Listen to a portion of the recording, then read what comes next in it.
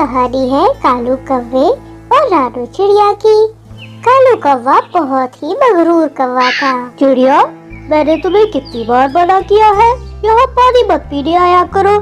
तुम हर रोज मुँह उठा कर आ जाती हो। कालू भैया, आपको तो नदी के पास घोंसला बनाए बस 1 ही साल हुआ है और मेरा घोंसला तो मेरे दादा ने बनाया था, तो इस नदी पर तो पहला हक मेरा हुआ। तो गलती तो फिर तुम्हारे दादा की है। उनको नहीं पता था कि यहाँ पे कालू राजा आके घोंसला बनाएगा। चलो भागो यहाँ से। कालू भैया, मैं आपसे बातों में नहीं जी सकती। आप ये अच्छा नहीं कर रहे। ये नदी सबकी है, ना कि आपकी। बेचारी चिड़िया प्यासी ही वहाँ से चली जाती है, क्योंकि उसे पता चल चुका था कि वो कालू कौवे से जीत नहीं सकती। माँ, क्या आप मेरे लिए पानी नहीं लाई? मुझे बहुत प्यास लगी है। नहीं बेटे, कालू कौवा बहुत जालिम है। उसने मुझे पानी नहीं लेने दिया। मैंने सोचा है मैं ये सारी बात जाकर उल्लू भैया को बताऊंगी, शायद वो हमारी मदद कर सके। और फिर परेशान चिड़िया उल्लू के पास जाती है और उसे सारी बात बताती है। उल्लू भैया, आप मेरे साथ चलकर कालू कौवे को समझाएं। वो मुझे पानी नहीं पीने देगा तो मैं और मेरा बच्चा तो प्यासे ही मर जाएंगे। कालू कौवा तो बहुत ही ज्यादा मगरूर है। तुम्हें क्या लगता है चिड़िया, वो मेरी बात मानेगा? उल्लू भैया, आप उससे और कालू से उम्र में बड़े हो, शायद वो आपकी बात मान जाए। प्लीज आप मेरे साथ चलकर उसको समझा दें। उल्लू चिड़िया की बेबसी देखकर उसके साथ जाने के लिए तैयार हो जाता है। कालू भैया, नीचे तो आओ जरा। उल्लू भैया तुमसे कुछ बात करने के लिए आए हैं। क्यों चिड़िया, ये कहीं के राजा है जो मैं इससे बात करने के लिए नीचे आऊँ? जो भी बात है यहीं पर बताओ। मुझे तुमसे ऐसी ही उम्मीद थी कालू कौवे, मगर मैं इस बेचारी चिड़िया की बात सुनकर तुम्हारे पास आ गया। ये तो कमजोर है, तुम इसको पानी नहीं पीने देते। तो जब शेर और हाथी आते हैं तो उनको क्यों नहीं मना करते? उनको भी पानी मत पीने दिया करो। उल्लू राजा जी, कब से सूखा चल रहा है और मैं नहीं चाहता पानी खत्म हो जाए। और चिड़िया तो कमजोर है, मेरा तो बस इसी पर चलता है। और इस चिड़िया का सुनहरा रंग देखकर मुझे अपना काला रंग और भी बुरा लगता है, इसलिए ये चिड़िया मुझे बिल्कुल अच्छी नहीं लगती। कालू भैया, आपकी इतनी नफरत देखकर मैंने भी फैसला कर लिया है, मैं दूसरे जंगल चली जाऊंगी। मुझे भी यहाँ नहीं रहना। चिड़िया और उल्लू दोनों मायूस होकर वहाँ से अपने घोंसलों की तरफ चले जाते हैं, जबकि दूसरी तरफ कालू कौवा और भी मगरूर हो जाता है। वो इसे अपनी जीत समझ लेता है। बेटे, कालू कौवा हमें उस नदी से कभी भी अब पानी नहीं पीने देगा। चलो हम दोनों दूसरे जंगल चलते हैं। माँ, ये जगह तो कितनी प्यारी है। यहाँ नदी भी करीब है, अब यहीं पर अपना घर बना लेते हैं। हाँ बेटे, मुझे भी ये जगह बहुत अच्छी लग रही है। यहाँ नदी भी करीब है। चलो हम दोनों मिलकर घर बनाना शुरू करते हैं। उनके पास ही दरख्त पर बैठी एक चिड़िया उनकी सारी बातें सुन रही थी। वो उनके पास आती है और उनसे कहती है, अरे लगता है तुम लोग इस चक्कर में नए आए हो। मुझे बहुत अच्छा लगेगा अगर तुम मेरे घर के पास ही घर बनाओ। और फिर वो सब मिलकर चिड़िया के लिए एक प्यारा सा घर बना लेते हैं और वहाँ चिड़िया अपने बेटे के साथ हंसी खुशी रहने लग जाती है। मगर दूसरी तरफ जंगल में जहाँ कौवा रहता था सूखा पड़ जाता है और आसपास सब जगह पानी खत्म हो जाता है। कौवा ये देखकर बहुत परेशान हो जाता है। यहाँ तो पीने के लिए एक कतरा पानी नहीं बचा। अगर मैं यहीं रहा और बारिश न हुई तो मैं तो प्यासा मर जाऊंगा। मुझे किसी दूसरे जंगल जाना चाहिए। उड़ते उड़ते कालू कौवा दूसरे जंगल पहुंच जाता है, मगर शाम होते ही बहुत तूफानी बारिश आ जाती है। कालू कौवा बारिश से बचने के लिए एक दरख्त के नीचे बैठ जाता है, मगर वो सोचता है कि ये ओले अगर उस पर यूं ही पड़ते रहे तो वो तो मर जाएगा। तभी उसकी नजर सामने वाले दरख्त पर बने एक घर पर पड़ती है और वो वहाँ जाने का सोचता है। कालू कौवा नहीं जानता था कि उसकी किस्मत उसे कहाँ ले आई है।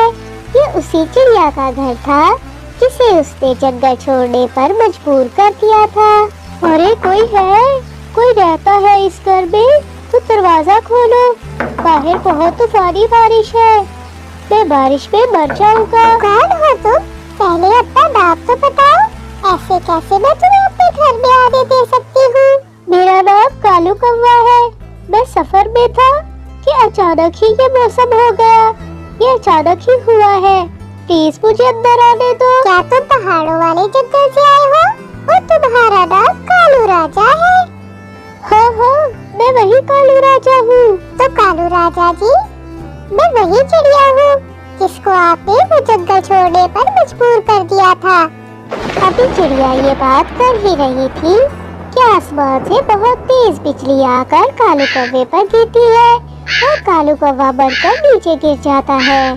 तो प्यारे दोस्तों, इस कहानी से हमें सबक मिलता है, जो बेबस और कमजोर पर रोक जमाते हैं उनके साथ खुद भी अच्छा नहीं होता। कहानी अच्छी लगी है तो लाइक करो, चैनल को सब्सक्राइब करो। मैं आज सासू माँ के घर जा रहा हूँ। वो बहुत अच्छा खाना बनाती है। आपको तो कुछ बनाना ही नहीं आता। रॉकी जी, सारा दिन आपको अपनी बाइक ही चलाने से फुर्सत नहीं, कोई काम काज तो करना नहीं, चाहे मेरी माँ के घर से मुफ्त में खाना ही खाए। अरे सासू माँ, खाना तो बहुत मजे का लग रहा है और बहुत मजे की खुशबू भी आ रही है। ये क्या बनाया है आपने? इसे खिचड़ी कहते हैं दमाजी। क्या आपने पहले कभी नहीं खाई? क्या कभी पहले इसका नाम भी नहीं सुना? मैंने तो जिंदगी में पहली बार ये खिचड़ी देखी है। मैं तो सारी ही खा जाऊंगा। हे ऊपर वाले, ये इतना बेवकूफ तबाद क्या मेरे ही नसीब में लिखा था? मेरी इतनी खूबसूरत बेटी को ये कैसा शोहर मिला है? ये कौवा आंटी लालची है और तो कोई वजह नहीं, खिचड़ी तो सबने ही खाई होती है। खिचड़ी खिचड़ी खिचड़ी खिचड़ी खिचड़ी खिचड़ी। अरे दमाजी, ये क्या खिचड़ी खिचड़ी बोले जा रहे हो? सासू माँ, मैं खिचड़ी का नाम याद कर रहा हूँ। घर जाकर मैं ये खिचड़ी बनवा कर खाऊंगा। खिचड़ी का नाम याद करते हुए रॉकी कौवा वहाँ से अपनी बाइक पर निकल पड़ता है, मगर रास्ते में ही उसको मिट्ठू महाराज नजर आ जाते हैं, जो कि अपने खेत की रखवाली कर रहे थे। उड़ चिड़ी, उड़ चिड़ी, उड़ चिड़ी। अरे मिट्ठू महाराज, ये उड़ चिड़ी नहीं, खिचड़ी है खिचड़ी। चल उड़ यहाँ से बुक्कड़ बक, वरना इसी डंडे से तेरी हालत खराब कर दूंगा। ये उड़ चिड़ी है, उड़ चिड़ी, खिचड़ी नहीं। उड़ चिड़ी, उड़ चिड़ी।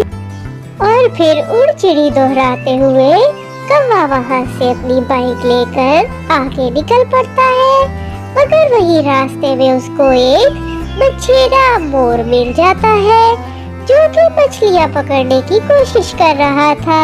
आओ फंस जाओ, आओ फंस जाओ, आओ फंस जाओ।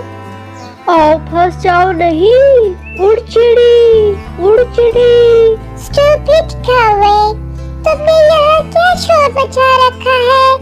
तुम्हारी आवाज की वजह से मछलियाँ भाग गई है। वह जो भी है तुम्हारा, उड़चिड़ी नहीं है ये फंस जाओ है, फंस जाओ। फंस जाओ, फंस जाओ। ये तो सही मेरे दिमाग में बैठ गया है। और फिर कौवे के दिमाग में ये नया लफ्ज बैठ जाता है और वो वहाँ से अपनी बाइक लेकर आगे की तरफ निकल जाता है, मगर थोड़ी ही दूर उसे दो चोर आपस में बात करते हुए नजर आ जाते हैं। ओए कौवे, तू क्या यहाँ बैठकर हमारी बातें सुन रहा है? और ये क्या पागलों की तरह बोले जा रहा है? आओ फंस जाओ। मेरा नाम है लक्का, अब तो तेरा मार खाना है पक्का। अरे कौवे, हम तुझे एक शर्त पर माफ कर सकते हैं। आज से तू ये बोलेगा, आओ यहाँ रुक जाओ। आओ यहाँ रुक जाओ। आओ यहाँ रुक जाओ। उनकी बात मानकर कौवा वही लफ्ज याद करते हुए वहाँ से आगे निकल पड़ता है। घर जाते हुए रास्ते में कौवे को एक कब्रिस्तान नजर आ जाता है, जहाँ परिंदे अपने दोस्त को देखकर बोल रहे होते हैं, किसी के साथ ऐसा ना हो, किसी के साथ ऐसा ना हो, किसी के साथ ऐसा ना हो, किसी के साथ ऐसा ना हो। अब कौवे के दिमाग में ये लफ्ज बैठ चुका था और फिर कौवा वहाँ से अपने घर की तरफ निकल पड़ता है। सुंदरी जी, सासू माँ ने मुझे बहुत मजे का खाना बना कर खिलाया है। अब जल्दी से आप भी मेरे लिए वो बना लाए, मैं बहुत थक गया हूँ। अरे राखी जी, इस खाने का कोई नाम तो होगा ना? नाम बताएंगे तो फिर ही आपके लिए बनाऊंगी। किसी के साथ ऐसा ना हो, यही नाम था उस खाने का। खाने का नाम तक तो आपको याद नहीं राखी जी। जाए अब बाहर से ही कुछ ढूंढ कर लाए, मैं कुछ नहीं बना सकती घर में। अरे रॉकी भैया, इतने उदास क्यों बैठे हो? यहाँ मेरे पास आओ, तुम्हें कुछ बताता हूँ मैं तुम्हें उस खाने का नाम बता सकता हूँ, बस तुम्हें मुझे 100 रुपए देने होंगे। बेवकूफ लालची परिंदा, एक तो मुझे इतनी भूख लगी है, ऊपर से मेरे दिमाग की खिचड़ी बना रहा था। अरे हाँ, याद आ गया, खिचड़ी खिचड़ी खिचड़ी। तो प्यारे दोस्तों, कैसी लगी आपको ये खिचड़ी? अगर कहानी अच्छी लगी है तो लाइक करो।